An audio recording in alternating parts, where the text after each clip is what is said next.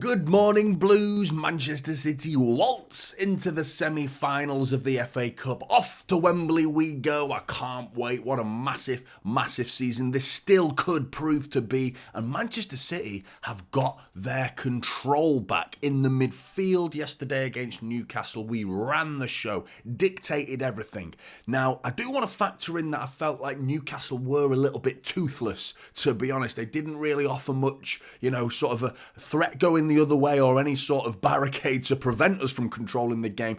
Was it Manchester City forcing Newcastle to look toothless, or were Newcastle just way below the standards that you'd expect to come away from even getting any sort of look out of the game or a result, take it to extra time, penalties? They didn't even look like they were interested half the time, to be honest, Newcastle. So I do want to factor in the lack of quality from Newcastle, but we beat what was put in front of us, and we did it comfortably, in truth. We definitely controlled that game, as these stats prove. So as you can see, 72% possession to City. We're getting back up. Those numbers good again. 28% of course to Newcastle. 16 shots to their 2. 2 shots in the entire game from a Newcastle side that they can offer more. They have the players to present a genuine threat.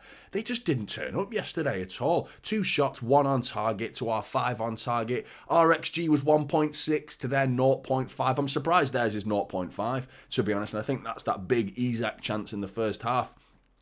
Outside of that, nothing. Absolutely nothing. Even in the second half, you think they're going to come out and do something. Potentially. Nope. Nothing whatsoever. And City controlled the game. Rodri, Kovacic. I'm excited. I am excited. Those 2 players are offering a sense of control that we haven't really seen in quite some time in a Manchester City midfield. As you can see, again, reflected in the passes, the number of passes, 789 to their 293, 7 fouls for City to their 16, and 3 yellow cards. Now, player ratings. Ortega. Distribution is always going to be a problem. Something I highlighted in the preview, something I highlighted in the watch-along as well, is the fact that his distribution is nowhere near to the standards of Ederson. As you can see with the passing accuracy at 55%, 23 long balls attempted, of which only 8 were completed.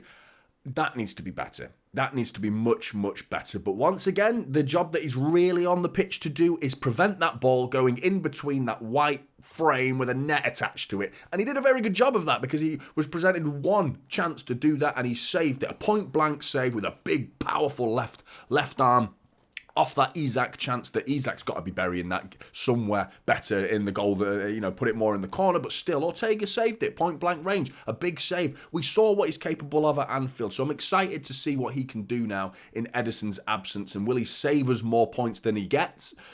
In terms of, creating chances like Ederson can do, like penetrating midfields and getting Haaland involved into the game, getting into that channels. That Ederson's brilliant at it. He's brilliant at turning a situation where it's all calm and collected at the back, then pings one into a really dangerous area, and all of a sudden the opposition's defence has just been turned inside out from a lovely ball from Ederson. Can Ortega start presenting that level of distribution? We'll have to wait and see. But 2 run-outs as well, of which 2 were successful.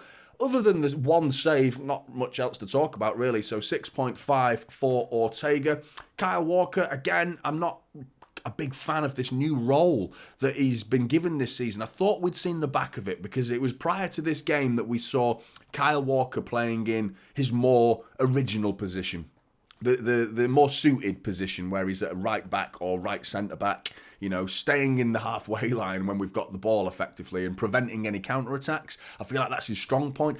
Again, we haven't seen that for quite some time going forward, but yesterday, very much almost a right winger, alongside Guardiola on the other side of the pitch. It was both of those players getting forward. What that did to Foden and Doku as well was really interesting. Doku in particular, and I'll get onto that in a minute as well. Heat map for Doku, I'm dying to show it you, because it's really exciting to see what we could do with that. But sticking with Kyle Walker, there is a stat that I've not put on the board there, by the way, and I want to be fair to everybody, especially those anti-Kyle Walker haters. I'm sure you'll enjoy the fact that he put 5 crosses into the box yesterday, of which 0 were completed.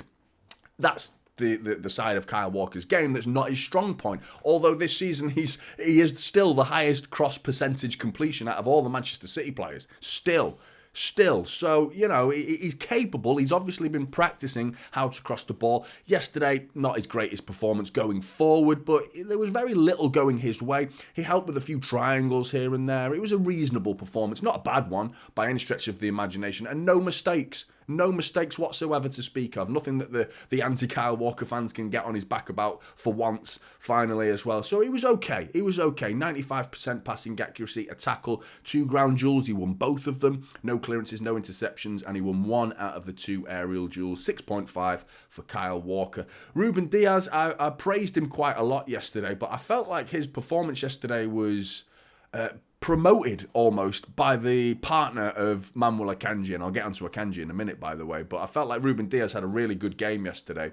Now I've watched the game back, I'm like, it was decent, not superb, but Akanji was just brilliant, and I felt like those two together, like Akanji made Diaz look a little bit better, to be honest, because of the defensive work that Akanji was putting onto that field was really good. Ruben Diaz still comes away with an assist, mind you. He did get an assist in this game, so that's why he's got an extra 0.5 off me, getting that 7. But his defensive numbers were okay, very little to do really defensively, to be honest. So he is posing a threat going forward. There was a big chance missed that I've not put on there as well. So he is getting forward, and I feel like there's a goal coming for Ruben Diaz round the corner. I feel like he's getting involved in a lot in corners as well. He's got an assist, like I said yesterday. 96% passing accuracy, no tackles or clearance, 1 ground duel for Ruben Diaz in the whole game. So there's your toothless Newcastle performance. Very little going forward from them. He didn't win it, mind you. 3 aerial duels, he won none of them either. Interceptions, 1. 7 out of 10 still for Ruben Diaz, factoring in that assist, of course. Akanji, though, wow, massively. What a defender, what a player this guy is. A superstar signing for me, considering the price as well. 15 million last season. Absolute bargain. Absolute bargain. Incredible defender, an incredible signing that has just served us so well this season. 90 minutes, 70 touches, 94% passing accuracy. Huge defensive numbers, 3 tackles, 2 interceptions, 6 ground duels. He won 4 of them.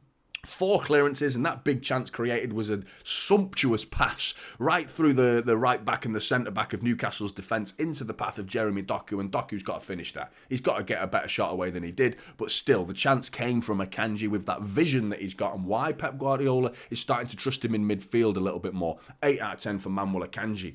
Gvardiol, I was pleased. I was really pleased, to be honest. I keep saying it. I'm sounding like a broken record, that I feel like next season we're going to see the best of Gvardiol. I really believe that.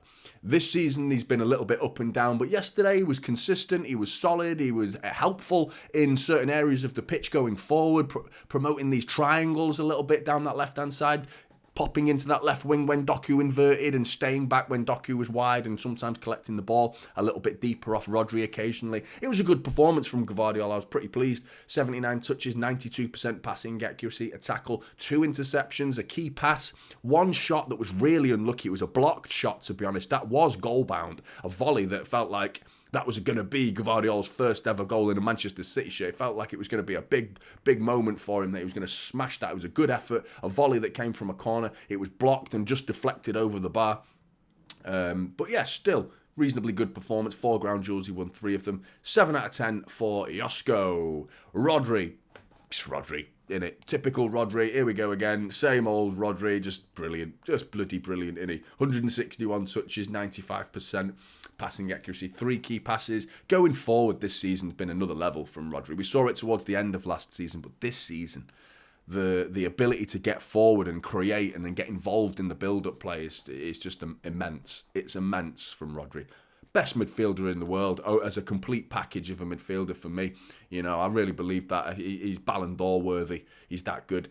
Tackles, 1, 2 clearances, 7 ground duels. He won 4 of them. He only lost the ball 9 times as well. 8 out of 10 for Rodri. Now his midfield partner also getting an 8 out of 10, but I've given him man of the match because I feel like he needs these.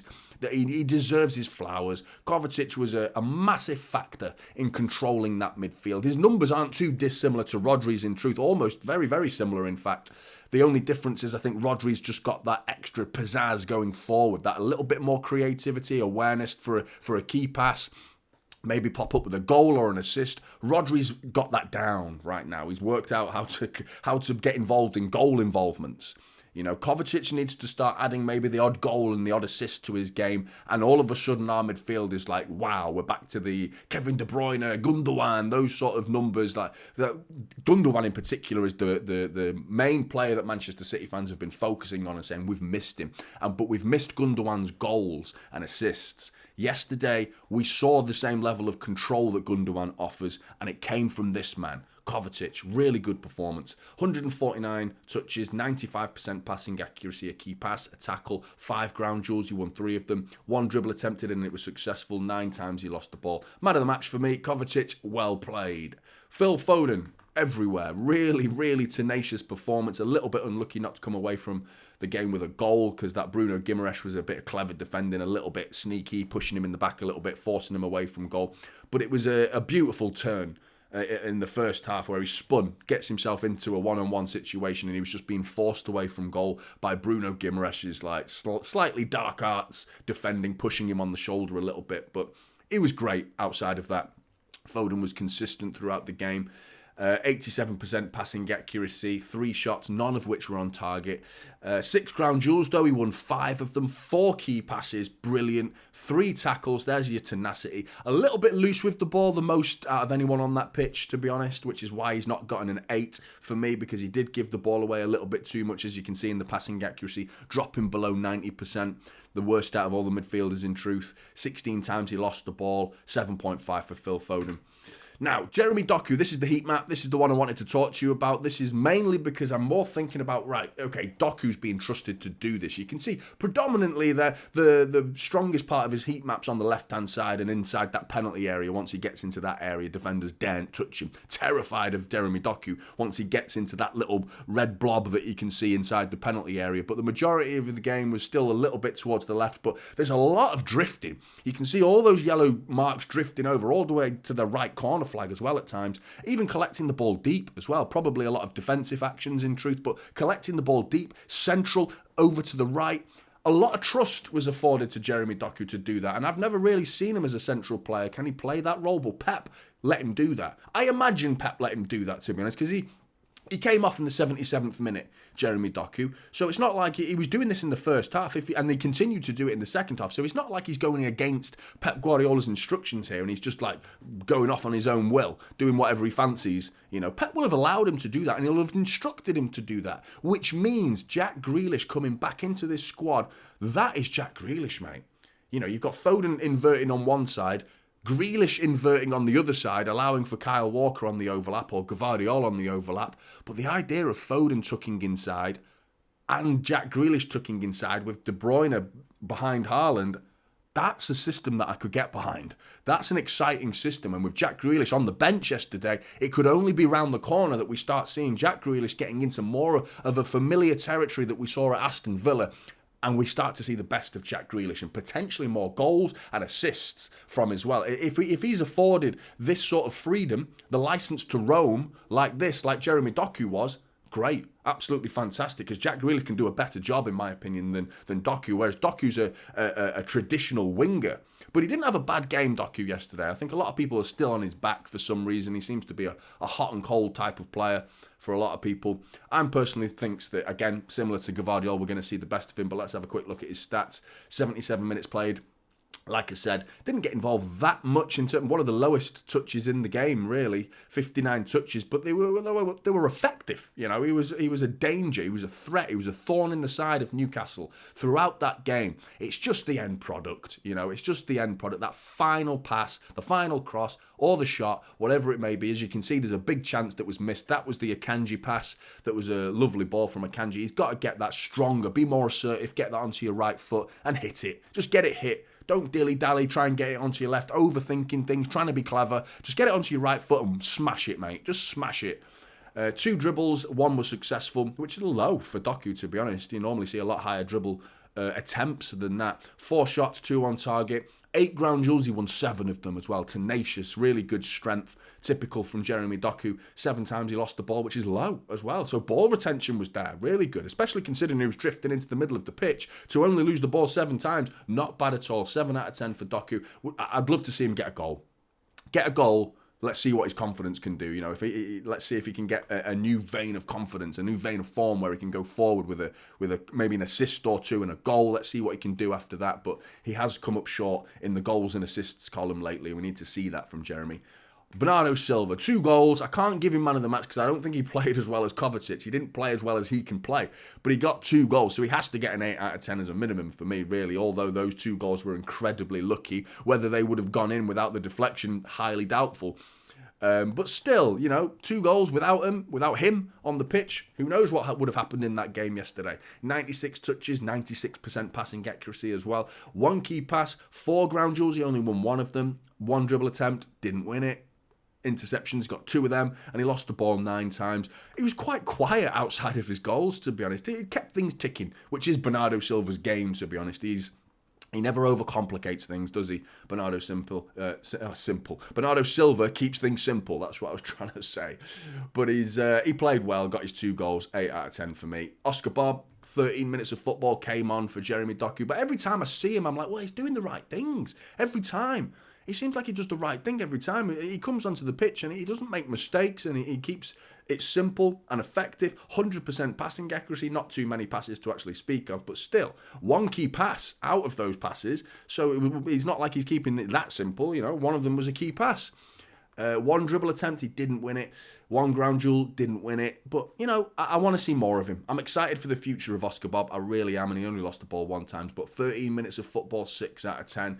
Now, Erling Haaland, there is a problematic performance that we saw yesterday. There was one thing I didn't see during the watch-along was how he missed the chance and Phil Foden sort of went over to him and pushed him on the chest, positively pushed him on the chest.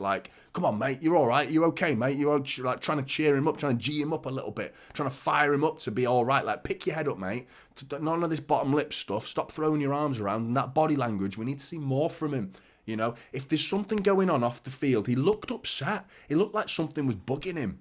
He got clattered in the first half. It was not a great second half look from, I'm not saying performance because there wasn't really that much of a performance either. The look of his performance is what I'm talking about. The image that he was giving off, the body language. He was just a totally dejected man who just didn't seem like, I don't know, something just felt wrong. But what bothered me a little bit more than anything is when the ball did come near him, bang, he suddenly sparked into action again and tried to do something. And okay, that's good in one way, but it's like, well, you should be doing that no matter wherever the ball is. You should always be on your toes. You should always come looking for it, trying to create oppositions, pull defenders around that pitch, get into the channels, offer something different. Don't just spark into action the second the ball comes near you. As soon as, all right, I've got the ball now, right now I'll try. You've got to be like that the whole game, mate. You can't have that attitude where you can pick and choose your moments when to start trying to do something dangerous. I feel like bad day at the office, we can call it. Let's see what he does against Arsenal. I'm looking forward to seeing what he does against Arsenal. But, second half performance was worrying. It was worrying. As you can see, the numbers reflect that as well. 5 shots, none on target, 11 ground duels. He won 2 of them. He's going up against Fabian Schär and Botman and Dan Burn. Big physical defenders. I understand you're going to, but only 2 out of 11. A little bit low, and he lost the ball 16 times as well. 3 aerial duels, he only won 1. 5 out of 10 is the best I can give Erling Haaland. Alvarez came on, of course. He only came on for a few minutes. I can't give him any rating for the sake of 2 or 3 minutes. It's pointless. But could he be a player that steps into the hole that Haaland is potentially going to leave behind if he carries on playing like he did in the second half? I don't think Pep has a difficult decision to make. He's got to be dropped. If he carries on playing like that, well, he'll start against Arsenal. You'll know he'll be back. Haaland will be back. He will. The amount of times he's done this and had a bad game, but that's the problem. That's what I just said is the problem. The amount of times he's done this now. It's all good and well having one bad game every 10, but it's every other game now. It was like last season, it was like, oh, Haaland's had a bad game because 5 games before that, he scored. Then he had a bad game. And then he scored, had a bad game. Now it's like scores, bad game. Problem. That's a problem, and it's been happening throughout this season. Forgetting the fact that he's been injured, this up and down form, consistency has not quite been there. still the top goal scorer. Dare to write him off at your peril, because you know he'll probably score 2 or 3 against Arsenal. Now I've said all this, and this is what he does, and this is what's frustrating. I want to see like 3 or 4 games. Now we're at the end of the season. 10 games to go in the season with all the Champions League games, as well as the potential FA Cup semi-final and final if we make it. We need to see that consistency now. We really do. Blues, what do you think about the player ratings? What do you think about the performance? Was that level of control something that excited you? Do you think Kovacic is now the man to have in that midfield for the foreseeable future in Manchester City's midfield? Get in the comments below. I'd love to hear your thoughts. Like and subscribe to Typical City, and I'll see you in the next one. This is Typical City now, holding up